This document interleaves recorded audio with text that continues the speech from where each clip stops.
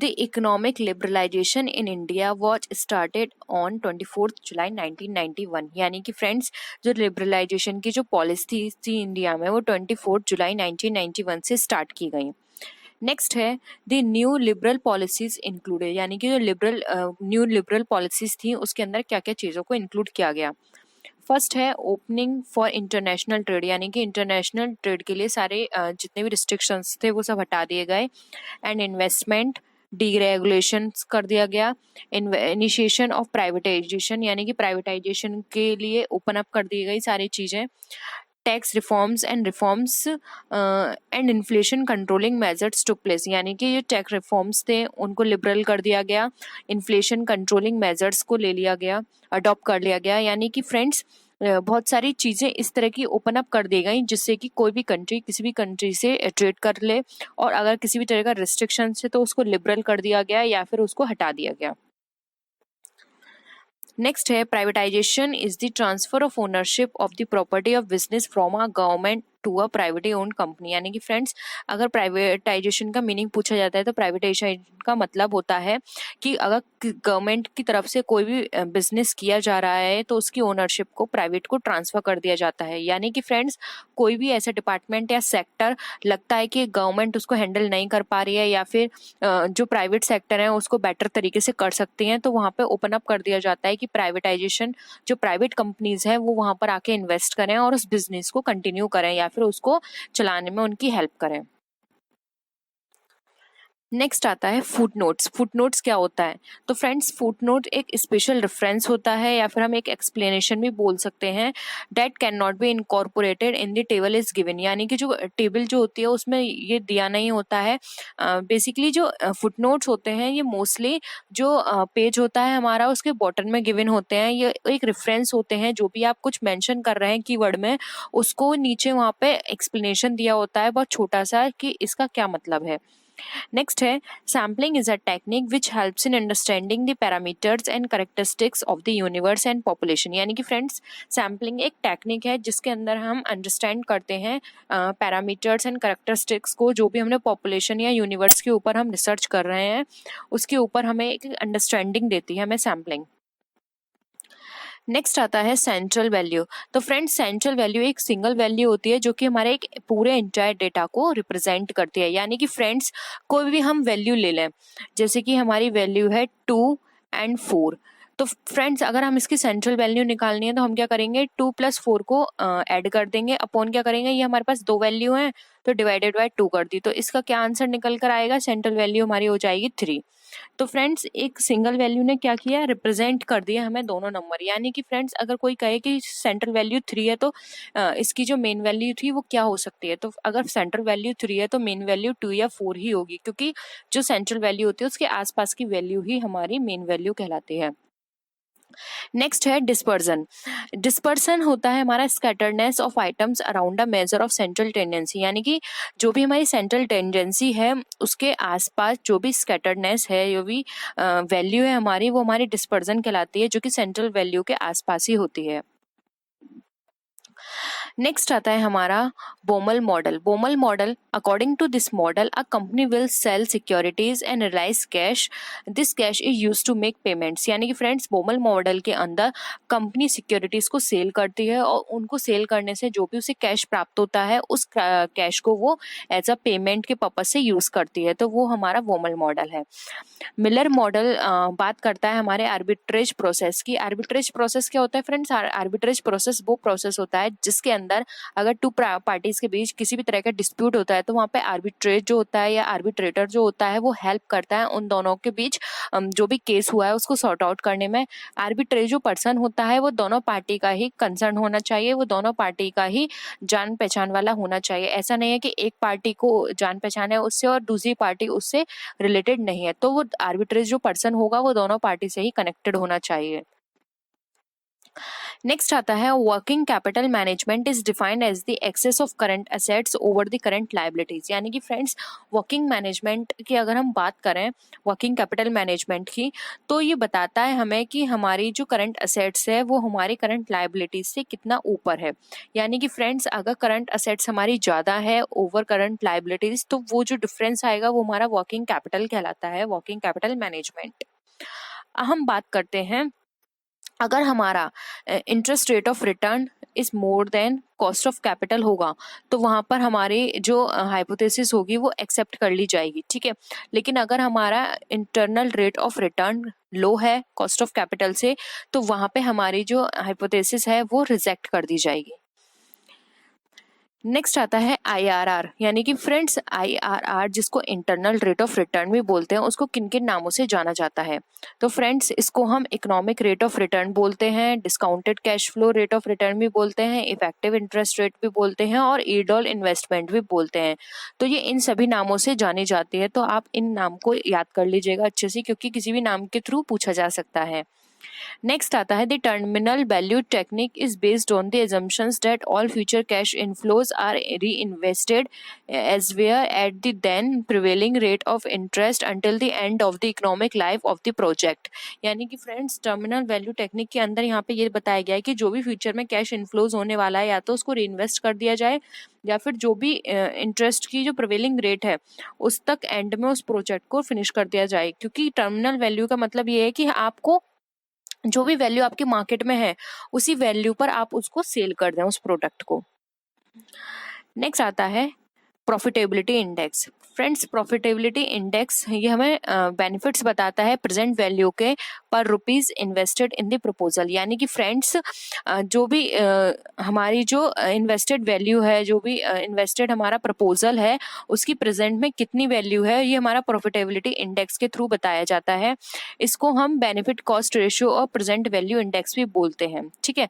क्योंकि देखिए फ्रेंड्स यहाँ पे नाम से ही इंडिकेट हो रहा है प्रेजेंट वैल्यू इंडेक्स, यानी कि प्रॉफिटेबिलिटी इंडेक्स के थ्रू हम ये जान सकते हैं कि हमारा जो भी इन्वेस्टमेंटेड वैल्यू है या जो भी मनी है उसकी प्रेजेंट में क्या वैल्यू है। The basic objective of financial management is to minimise the wealth of the share holder. यानी कि फ्रेंड्स अगर फाइनेंशियल मैनेजमेंट के हम ऑब्जेक्टिव की बात करें, तो फाइनेंशियल मैनेजमेंट का जो बेसिक ऑब्जेक्टिव होता है वो होता है जो भी शेयर होल्डर्स हैं उनकी वेल्थ को मैक्सिमाइज करना। यानी कि जो भी उनकी वेल्थ है शेयर होल्डर्स की, उसको मैक्सिमाइज करना एक फाइनेंशियल मैनेजमेंट का काम है। नेक्स्ट आता है the objective of capital budgeting. यानी कि कैपिटल बजटिंग का क्या ऑब्जेक्टिव है? तो कैपिटल बजटिंग का ऑब्जेक्टिव है to select those long term investments projects that are expected to make maximum contribution to the wealth of the share holders in the long run. यानी कि friends capital budgeting के अंदर हम ये देखते हैं कि जो भी हमारे लॉन्ग रन के शेयर होल्डर्स हैं उनकी वेल्थ को हम किस तरह से मैक्सिमाइज करें, जितना वो एक्सपेक्ट कर रहे हैं उससे हम उनको ज़्यादा देने की कोशिश करें। तो यही हमारे कैपिटल बजटिंग के अंदर हमें काम करना होता है। नेक्स्ट है the minimum required rate of return that the corporation must earn in order to satisfy the overall rate of return required by its investors is called corporation cost of capital. यानी कि friends यहाँ पर ये बताया गया है कि जो भी minimum required rate of return है, अगर हमारे जो भी इन्वेस्टर्स हैं उनको सेटिस्फाई करने के लिए हम ओवरऑल रेट ऑफ रिटर्न को अगर हम इंक्रीज करते हैं या फिर उससे हम उनको सेटिस्फाई करने की कोशिश करते हैं, तो वो वैल्यू हमारी कॉर्पोरेशन कॉस्ट ऑफ कैपिटल कहलाती है। नेक्स्ट है एट्थ राउंड ऑफ उरुग्वे। जो भी उरुग्वे का जो एट्थ राउंड था, जो कि हमारा WTO जिससे बनी थी, वो हमारा स्टार्ट हुआ था 1986 से 1993 में, और इन्होंने बर्थ दिया था WTO को, जिसको हम वर्ल्ड ट्रेड ऑर्गेनाइजेशन के नाम से भी जानते हैं। तो इस तरह से क्वेश्चन भी आ सकता है एग्जाम में कि वर्ल्ड ट्रेड ऑर्गेनाइजेशन किस राउंड के थ्रू आई थी या एस्टेब्लिश हुई थी, तो वो था उरुग्वे राउंड और ये एट्थ राउंड था। नेक्स्ट है WTO was officially constituted on January 1st, 1995, which took place of GATT as an effective formal organization। यानी कि फ्रेंड्स WTO से पहले GATT था, जो कि बाद में उरुग्वे राउंड के थ्रू कन्वर्ट कर दिया गया WTO में, और इसने अपना काम ऑफिशियली स्टार्ट किया 1995 को। यानी कि 1 जनवरी 1995 को इसने WTO ने अपना ऑफिशियली वर्क स्टार्ट किया। उससे पहले इसका नाम था GATT। तो इस तरह से भी आपसे पूछा जा सकता है एग्जाम में। नेक्स्ट है balance of payment is a double entry system of record of all economic transactions between the resident of a country and the rest of the world carried out in a specific period of time. यानी कि friends जो भी हमारा specific period of time है उसके अंदर जो जिस भी कंट्री में हम रहते हैं या जिसके हम रेसिडेंट है वो country and rest of the country, उन दोनों कंट्री के बीच जो भी ट्रांजेक्शन्स होते हैं उसको रिकॉर्ड करना हमारा बैलेंस ऑफ पेमेंट कहलाता है और ये रिकॉर्ड हमारा डबल एंट्री सिस्टम के थ्रू किया जाता है। नेक्स्ट है अगर हमारा एक्सपोर्ट इक्वल टू इम्पोर्ट है यानी कि जो डिफरेंस है वो हमारा जीरो है दोनों में, then we said that it is a balanced equilibrium. यानी कि फ्रेंड्स अगर हमारा इम्पोर्ट एक्सपोर्ट दोनों इक्वल हैं तो ये हमारा बैलेंस्ड इक्विलिब्रियम की पोजीशन कहलाती है। नेक्स्ट है Heckscher Ohlin is given a theorem which is known as two factor proportional theory और फैक्टर एंडाउनमेंट थ्योरी। फ्रेंड्स इस तरह के क्वेश्चंस एग्जाम में हर बार पूछे गए हैं कि हेक्लर-ओलिन ने कौन सी थ्योरी दी थी, तो ये अलग अलग नाम से पूछे जा सकते हैं। तो आपको तीनों नाम याद रखने हैं, two factor theory, factor proportional theory और फैक्टर एंडाउनमेंट थ्योरी। ये तीनों ही थ्योरी जो किसने दी है, हेक्लर-ओलिन ने। नेक्स्ट है Heckscher Ohlin Samuelson theory states that if country like India is abundant in labor then India would mainly specialize in labor intensive goods। यानी कि फ्रेंड्स हेक्लर-ओलिन का कहने का मतलब ये था कि जो भी कंट्री जिसमें भी abundant है यानी जिसकी भी उसके पास सबसे ज़्यादा जो नंबर्स में क्वांटिटी है तो वो कंट्री उसी के नाम से जानी जाती है। जैसे कि इंडिया के पास लेबर है तो लेबर इंटेंसिव कंट्री है, और अगर किसी कंट्री के पास कैपिटल है तो कैपिटल इंटेंसिव कंट्री कहलाती है। यानी कि फ्रेंड्स अगर इंडिया को इंपोर्ट करना है तो वो कैपिटल इंटेंसिव करेगी कंट्री से, और अगर उसको एक्सपोर्ट करना है तो वो अपने यहाँ से लेबर करेगी एक्सपोर्ट। तो इस तरह की चीज़ें हमारे बिजनेस में चलती रहती हैं। नेक्स्ट है कंपैरेटिव एडवांटेज थ्योरी। फ्रेंड्स ये थ्योरी भी एग्जाम में बहुत पूछी गई है। कंपैरेटिव एडवांटेज थ्योरी दी थी डेविड रिकार्डो ने 1817 में, तो ये आप याद रखिएगा। डेविड रिकार्डो ने थ्योरी दी थी कंपैरेटिव एडवांटेज, और कब दी थी, वो दी थी 1817 में। नेक्स्ट है एब्सोल्यूट एडवांटेज थ्योरी किसने दी थी, तो फ्रेंड्स एब्सोल्यूट एडवांटेज थ्योरी दी थी 1776 में एडम स्मिथ ने। ये थ्योरी आपको फ्रेंड्स बहुत अच्छे से याद करनी है। नेक्स्ट है इंटरनेशनल लिक्विडिटी। इंटरनेशनल लिक्विडिटी को और किस नाम से जाना जाता है, तो फ्रेंड्स इंटरनेशनल लिक्विडिटी को इंटरनेशनल रिजर्व के नाम से भी जाना जाता है।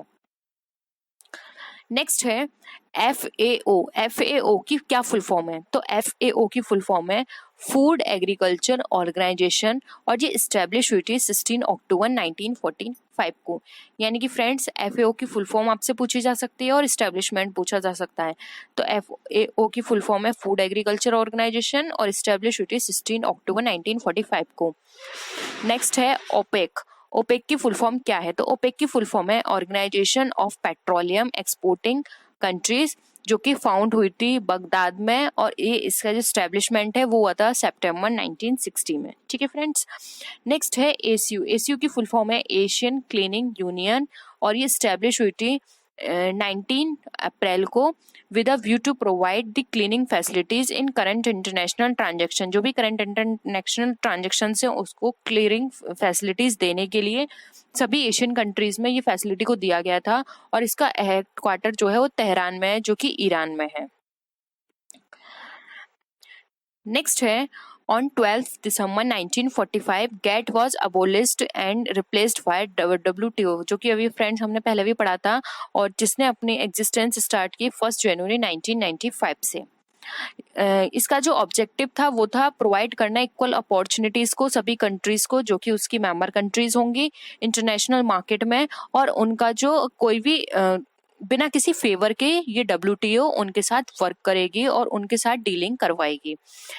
नेक्स्ट है गेट वॉज इंट्रोड्यूस्ड MFN। यानी कि गेट ने एक और चीज इंट्रोड्यूस की जिसका नाम था MFN, यानी कि मोस्ट फेवर्ड नेशन। यानी कि फ्रेंड्स जो भी कंट्रीज उसकी मेंबर कंट्रीज होंगी वो सभी MFN टाइटल उनको मिल जाएगा। नेक्स्ट है जो कि राउंड फ्रेंड्स हमने पढ़ा था, तो राउंड भी एग्जाम्स में पूछ ले जाते हैं। तो गेट का जो 5th राउंड था उसे कहते हैं Dylan round, 6th round gate को बोलते हैं Kennedy round, 7th round of GATT को बोलते हैं टोक्यो राउंड, और 8th राउंड ऑफ गेट को बोलते हैं उरुग्वे राउंड। तो ये राउंड भी आपसे एग्जाम्स में पूछे जा सकते हैं। नेक्स्ट है नाफ्टा। नाफ्टा की फुल फॉर्म है north America free trade area, और ये नाफ्टा आया था 12 अगस्त 1992 को। ये एक ट्राइलेटरल एग्रीमेंट है जिसके अंदर यूएसए, कनाडा और मेक्सिको ने आपस में एग्रीमेंट किया था। नेक्स्ट है सार्क। सार्क की क्या फुल फॉर्म है? सार्क है south east Asian association of regional cooperation. Next है ICSID। ICSID की क्या फुल फॉर्म है? तो इसकी फुल फॉर्म है international centre for settlement of investment dispute, ठीक है, और ये इस्टेब्लिश हुए थे 18 मार्च 1965 को। नेक्स्ट है IFC। IFC की फुल फॉर्म क्या है? IFC की फुल फॉर्म है इंटरनेशनल फाइनेंशियल कॉरपोरेशन, और ये इस्टेब्लिश हुई थी जुलाई 1956 में।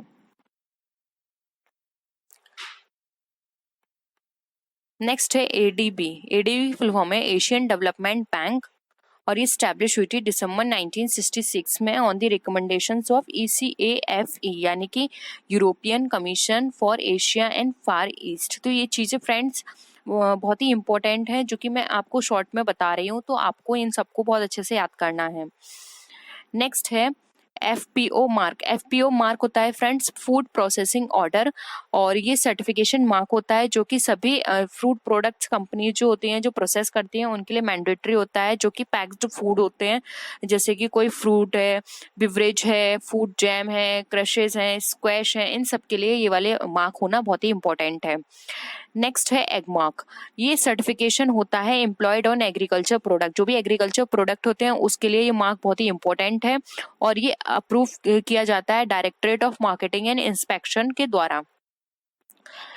नेक्स्ट आता है स्टैंडर्डाइजेशन। स्टैंडर्डाइजेशन क्या होता है? तो फ्रेंड्स स्टैंडर्डाइजेशन का मतलब यहाँ पर है establishment of standard, the sorting and grading of products to conform to these standards, replacing breaking up larger quantities into smaller units to desirable size, product inspection. यानी कि फ्रेंड्स स्टैंडर्डाइजेशन के अंदर ये देखा जाता है कि जो प्रोडक्ट है उसको स्टैंडर्ड जो भी मेंटेन किया गया है वो प्रॉपर है या नहीं, उसको सॉर्ट आउट करना, उसकी ग्रेडिंग करना, लोअर ग्रेड, अपर ग्रेड या फिर हायर ग्रेड किस तरह की ग्रेड का है, और साथ ही साथ उसके लिए एक जो स्टैंडर्ड है उसको कंफर्म करना, और साथ ही अगर देखा जाए कि किसी भी तरह का कोई क्वालिटी खराब है तो उसको रिप्लेस करना, ब्रेकिंग अप करना, और जो भी अगर लार्ज क्वांटिटी में कोई प्रोडक्ट है तो उसको स्मॉल क्वांटिटी में डिजायरेबल साइज में करना, इन सारी चीजों को इंस्पेक्शन करना स्टैंडर्डाइजेशन के अंदर इंक्लूड किया जाता है। नेक्स्ट हम बात करते हैं प्रोडक्ट लाइन कॉन्ट्रैक्शन की। प्रोडक्ट लाइन कॉन्ट्रैक्शन का मतलब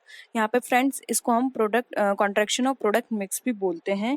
ये मेथड वहाँ यूज़ किया जाता है जहाँ पे हमारी प्रोडक्ट लाइन फैट और लॉन्ग होती है। इसको थिन करने के लिए इस प्रोडक्ट लाइन कॉन्ट्रैक्शन को यूज़ किया जाता है, जिसको हम सिंप्लीफिकेशन भी बोलते हैं। नेक्स्ट हम बात करते हैं प्रोडक्ट मिक्स की।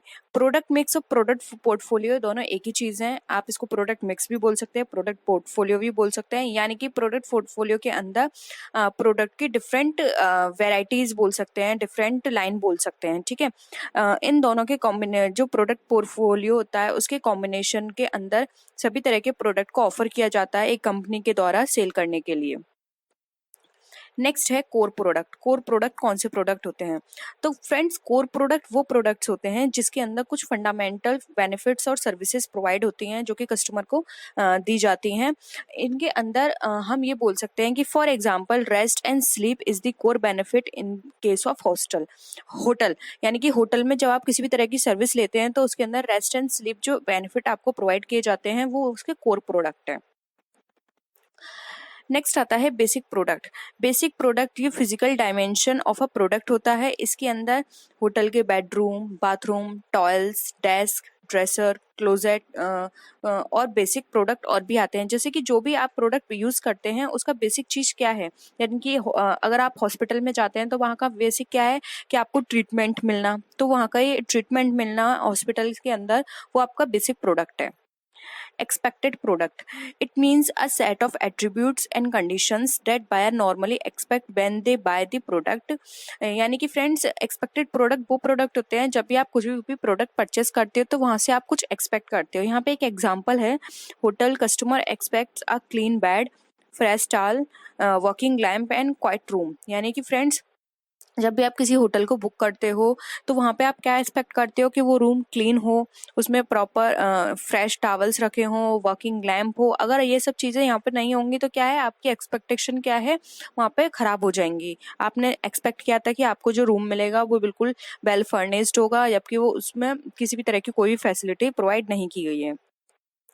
नेक्स्ट आता है ऑगमेंटेड प्रोडक्ट। ऑगमेंटेड प्रोडक्ट ये something beyond the customer expectations, यानी कि जो कस्टमर एक्सपेक्ट करता है उससे बियॉन्ड होती हैं ये सारी। जैसे कि अब आपने रूम तो बुक किया है, लेकिन उसके साथ ही साथ आपको रेफ्रिजरेटर उसी रूम के अंदर मिला है, या फिर आपको फ्रेश फ्लावर मिले हैं और रूम सर्विस उसकी बहुत अच्छी है। तो ये सारी क्या है, ऑगमेंटेड प्रोडक्ट हैं। ये आपने एक्सपेक्ट नहीं किया था, ये आपको जो भी आपकी जो मेंशन किए गई थी बेसिक प्रोडक्ट, ये उससे बियॉन्ड आपको ये प्रोवाइड किए गए हैं रूम की तरफ से या होटल की तरफ से। नेक्स्ट आता है potential product. The last level of the product is that potential part, unexpected change in the technology, attributes, features, style, colour, grade and quality. यानी कि फ्रेंड्स, आप किसी भी प्रोडक्ट को परचेस कर रहे हैं, आप उसको बहुत लॉन्ग टाइम से परचेस कर रहे थे, लेकिन अब इस टाइम आपने जो परचेस किया वो बिल्कुल चेंज हुआ, उसका कलर चेंज हो गया, उसकी क्वालिटी में इम्प्रूवमेंट आने लगा। तो ये क्या है, पोटेंशियल प्रोडक्ट है। ये अनएक्सपेक्टेड चेंज है, ये किसी भी फॉर्म में हो सकते हैं, चाहे वो टेंजिबल हो चाहे इंटेंजिबल। तो यहाँ पे क्या है कि आपने कुछ और सोच के चल रहे थे, क्योंकि आप जो भी प्रोडक्ट परचेस कर रहे थे उसका लेवल कुछ और था, लेकिन अचानक से उसके लेवल में चेंज होने लगा, और ये चेंज जो भी हुआ है ये पोटेंशियल प्रोडक्ट की कैटेगरी में आता है। The idea of marketing mix was conceived by professor Neil H Borden, यानी कि जो मार्केटिंग मिक्स का जो आइडिया था वो नील एच बॉर्डन ने दिया था। अब हम बात करते हैं डीमार्केटिंग क्या होता है। यानी कि फ्रेंड्स, एक ऐसी सिचुएशन जिसमें टेम्परेरी शॉर्टेज हो जाती है किसी भी प्रोडक्ट की, या फिर शॉर्ट टर्म के लिए डिमांड जो है वो बहुत एक्सेस में चली जाती है। तो इस तरह की चीज़ों को मीट आउट करने के लिए या फिर इस चीज़ को मैनेज करने के लिए कंपनी क्या करती है, वो जो एक्सेस डिमांड होती है और उसमें जो भी एक्सेस डिमांड होती है उसको रिड्यूस करने की कोशिश करती है, जिससे कि जो भी सप्लाई है उससे वो मीट आउट कर पाए। तो इन दोनों की मैचिंग को ही डीमार्केटिंग कहा जाता है। नेक्स्ट हम बात करते हैं, Philip Kotler has given 7 P's concept. Friends, यहाँ एस की जगह आप पी कर लीजिएगा। 7 पी कॉन्सेप्ट दिए थे फ्लिप कॉटलर ने, जिसमें था product, price, place, promotion, people, physical evidence. Packaging को इसकी के अंदर इंक्लूड कर लिया जाता है, और एक है प्रोसेस। तो ये 7 पीस थे जो कि एग्जाम्स में पूछ लिए जाते हैं कि 7 पीस कॉन्सेप्ट किसने दिए थे, तो वो दिए थे फ्लिप कॉटलर ने। मार्केटिंग माफिया कॉन्सेप्ट दिया था थियोडोर लेविट ने। इस तरह के कॉन्सेप्ट बहुत पूछे जाते हैं कि किसने दिए थे, कब दिए थे, ठीक है। नेक्स्ट है Philip Kotler given the concept of marketing mix. Marketing गिप्स का मिक्स का कॉन्सेप्ट फ्लिप कॉटलर ने दिया था, और इन्होंने 7 पीस दिए थे, product, price, place, promotion, people, physical evidence and process, ठीक है। नेक्स्ट है 3 पीस गिवन बाय ब्रूम विटलर। फ्रेंड्स, कंफ्यूज मत होएगा, 7 दिए थे फ्लिप कॉटलर ने, 3 दिए थे ब्रूम्स ब्रिटलर ने। वो थे 3 प्यूपिल, फिजिकल एविडेंस एंड प्रोसेस। ये 3 बहुत क्वांटिटी में कम है, तो ये पूछ लिए जाते हैं। और 7 बहुत ज़्यादा हो जाते हैं तो उनको कोई नहीं पूछता, आपसे 3 पूछ लिए जा सकते हैं कि 3 वो कौन कौन से थे। तो MCQ में इस तरह के क्वेश्चन आ सकते हैं। नेक्स्ट क्वेश्चन है हमारा, मेगा मार्केटिंग कॉन्सेप्ट। तो फ्रेंड्स, मेगा मार्केटिंग कॉन्सेप्ट का जो कॉन्सेप्ट दिया था ये भी हमारा फ्लिप कॉटलर ने ही दिया था, मेगा मार्केटिंग का कॉन्सेप्ट। तो आप इससे ऐसे याद कर सकते हैं कि marketing mix, mega marketing, 7 P's, ये सारी चीज़ें किसने दी थी, फ्लिप कॉटलर ने। तो फ्रेंड्स, आप की इस वीडियो को हम यहीं फिनिश करते हैं। आई होप आपको वीडियो पसंद आया होगा। अगर वीडियो पसंद आया तो प्लीज़ वीडियो को लाइक कीजिए, अपने फ्रेंड्स के साथ शेयर कीजिए, और किसी भी तरह की कोई भी क्वेरी हो या सजेशन हो तो आप नीचे कमेंट सेक्शन में लिख सकते हैं। हम कोशिश करेंगे जल्द से जल्द उसको पूरा करने की। तो फ्रेंड्स, नेक्स्ट वीडियो में हम फिर मिलते हैं और भी अच्छी वीडियोज़ के साथ। तब तक के लिए बाय बाय।